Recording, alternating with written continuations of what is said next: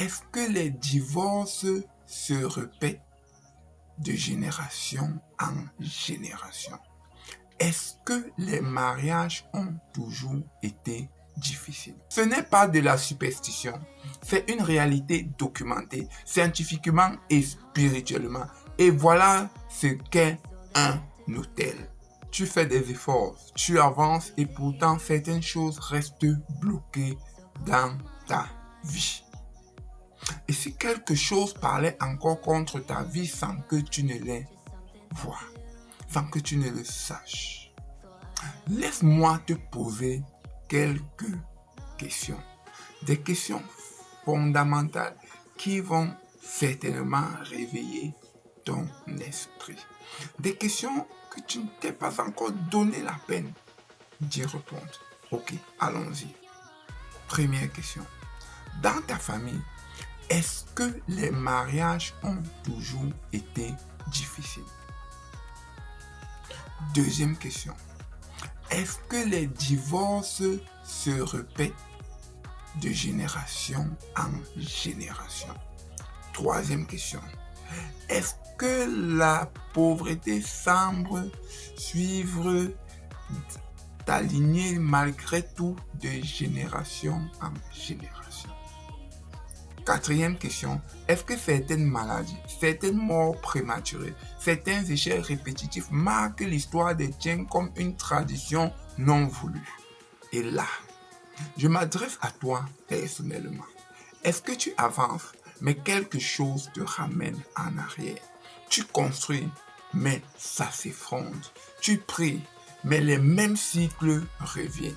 Si tu as répondu à l'une ou à chacune de ces questions. Depuis le début de cette série, on parle de situation, de relations, de territoire. Aujourd'hui, on va à la racine de ton problème. Parce que derrière certains blocages persistants, il y a une réalité que beaucoup ignorent. On l'appelle un autel. Je suis un Dieu jaloux qui punit l'iniquité des pères sur les enfants jusqu'à la 3e, voire la 4e génération. Voilà ce que nous dit la parole de Dieu dans le livre d'Exode 20 au verset 5. 3000 ans avant les sciences modernes, la Bible décrit exactement ce que les chercheurs appellent aujourd'hui la transmission transgénérationnelle. La transmission invisible des schémas, des traumatismes, des comportements d'une génération à l'autre. Ce n'est pas de la superstition, c'est une réalité documentée scientifiquement et spirituellement. Et voilà ce qu'est un hôtel. Un hôtel n'est pas forcément un objet physique dans la maison, c'est un point de contact spirituel, un lieu visible ou invisible, où quelque chose a été activé, où des alliances ont été contractées, où des paroles ont été prononcées et qui continuent à exercer une influence sur ta vie, sur ta lignée. Des hôtels établis par tes propres actes, des hôtels hérités de ceux qui t'ont précédé. Certains remontent à des générations, certains sont actifs depuis des décennies et tu les portes sans le savoir. Et voici ce qui est crucial. Un hôtel actif, il n'attend pas que tu crois pour agir sur toi. Il n'attend pas ta permission. Il agit sur tes relations, sur tes finances, sur ta santé, sur ta destinée. Tu ne combats pas seulement ce que tu vois, tu combats aussi ce qui parle dans l'invisible. C'est pour ça que tu peux prier, jeûner, travailler, te donner et revenir toujours au même point de départ. Ce n'est pas un manque de foi, ce n'est pas un manque d'effort, c'est un hôtel que tu n'as pas encore compris et confronté. Mais voici ce qui m'a frappé dans la Bible.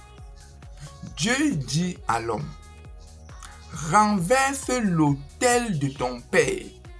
Juge 6, verset 25. Il ne dit pas, subis-le. Il ne dit pas, fuis-le. Il dit, renverse-le. Ce qui veut dire une chose, c'est possible. Un autel qui est compris peut être confronté. Une influence identifiée peut être brisée. Un territoire sous influence peut être restauré. La libération suit toujours le même chemin. Primo, la révélation, voir ce qui agit. Secondo, nommer ce qui opère. Tertio, la décision, choisir de ne plus subir. Alors, commence par ça. Observe ta vie et ta famille. Où sont les blocages persistants? Quels sont les cycles qui reviennent? Dans quel domaine? Depuis combien de générations? Ce que tu identifies, c'est souvent là que quelque chose agit. Mais ne te limite pas à ces questions. Va, fais des investigations.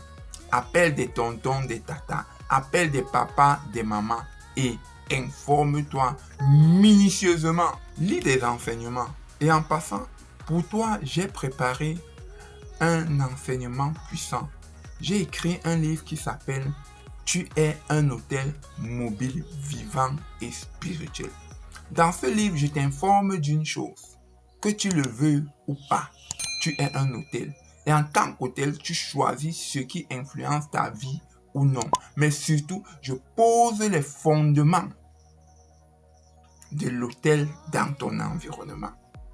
Et en troisième, si tu veux échanger avec nous, car nous sommes un groupe d'entraide, de partage, car personne ne connaît tout, car la révélation n'est pas générale. Dieu donne en partie. Donc, si tu veux être avec nous, si tu veux échanger avec nous, si tu veux connaître un peu plus sur ta vie, comprendre un peu mieux ta vie, si tu as seulement juste besoin de prier, seulement besoin juste d'accompagnement, n'hésite pas à nous contacter à ce numéro WhatsApp, plus 237 676 22 97 et 98. Sois d'abord sûr d'une chose avant de nous contacter. Sache que ta foi est la clé qui renverse tout hôtel. Et souviens-toi surtout d'une chose. Dieu a fait toutes choses par la parole. Et note attentivement ceci. Que tu le veux ou pas, il y a quelqu'un qui alimente un hôtel dans ta vie. Et tu vas me poser la question. Comment est-ce qu'il alimente cet hôtel? Il alimente cet hôtel par deux choses. La parole et une action. Et l'action qu'il pose, c'est quoi? Ça peut être verser de l'huile. Ça peut être verser de l'eau. Ça peut être verser du sel. Ça peut être verser des jujubes. Ça peut être verser du sang. Ça peut être verser, égorger un poulet, un agneau, un bœuf. Ça peut être un sacrifice financier. Mais, tu sais, c'est quoi la bonne nouvelle? Tu sais pourquoi tu as intérêt à prendre ce chemin? Parce que la parole de Dieu ne s'est pas arrêtée là. La parole de Dieu dans le livre d'Exode dit ceci. Mais je fais miséricorde jusqu'à 1000 générations à ceux qui m'aiment. Ça veut dire que si tu aimes Dieu, il peut te couvrir pendant 1000 générations. Note la différence. L'hôtel maudit qui parle dans ta vie. Cette transmission négative dure 4 générations. Mais la bénédiction, elle va jusqu'à 1000. Ce que tu choisis aujourd'hui de faire, comprendre, confronter, te libérer, ça ne te concerne pas seulement toi. Ça concerne tes enfants, tes petits-enfants, tes descendants. Et n'oublie pas cette chose.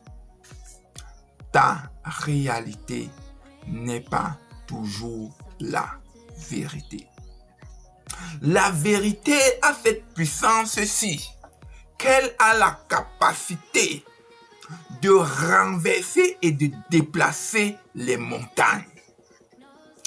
Alors mon frère, plonge dans la vérité et revêtis-toi de la capacité à déplacer les montagnes.